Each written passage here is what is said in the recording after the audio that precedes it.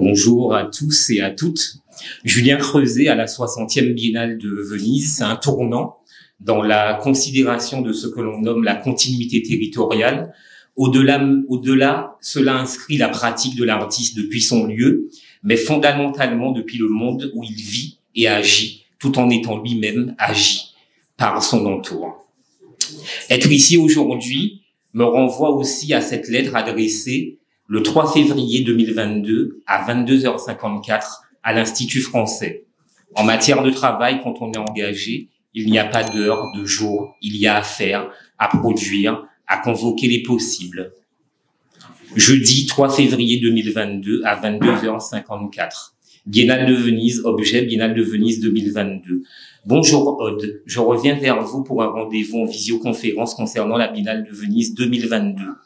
Je souhaiterais m'entretenir au sujet de l'opportunité qui pourrait être donnée à de jeunes commissaires, curateurs, à des artistes de nos territoires d'acquérir une expérience professionnelle lors de la 59e exposition internationale d'art au sein du pavillon français.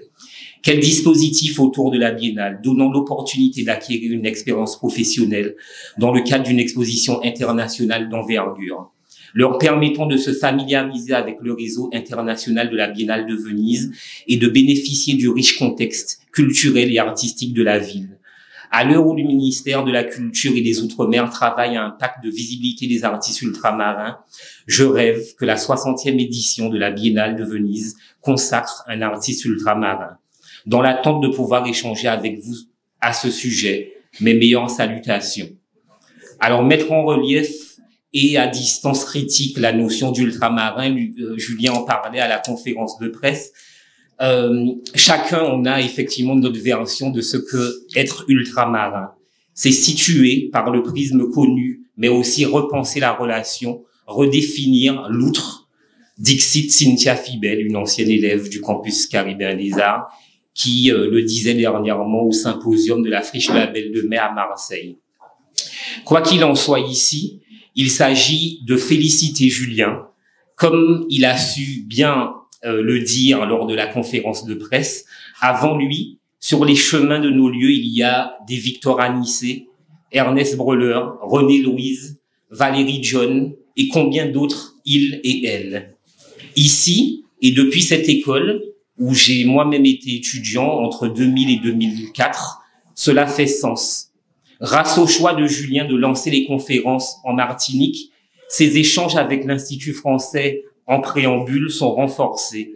Et aujourd'hui, ce n'est pas un étudiant qui partira en stage, mais 6 étudiants du lycée Victor Anissé, du nom de ce grand artiste que je salue. Cette école où nous sommes, la présidente l'a rappelé, a été créée sous l'impulsion d'Aimé Césaire et qui a vu passer tant d'artistes. J'ai dans mes archives une photographie qui illustre bien ce propos. Elle m'a été confiée dernièrement par Thierry Allais. J'ai une pensée pour lui qui vient de perdre sa mère. Et sur cette photo, on reconnaît l'artiste Armand, entouré de Henri Tolliot, Hélène Raffestin, Hervé Beuys, Myrtha Richards, Marc-Marie Joseph, Jean-Philippe Breleur, alors eux-mêmes jeunes étudiants. Ils sont entourés d'Ernest Breleur, de Louis Larouché, de Dominique Brébion, Julie Bessard aussi est présente sur cette photo, Marc Latamy.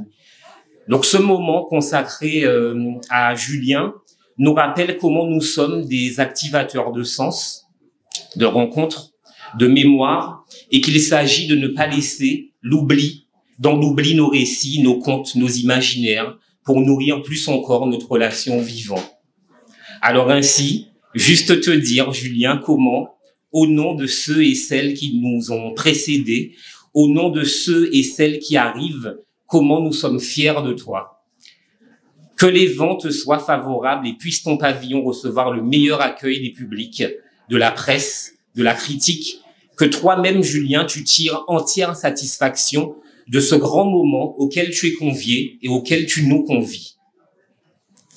Qu'il t'y la pi grand passé nous, y camene nous pi loin.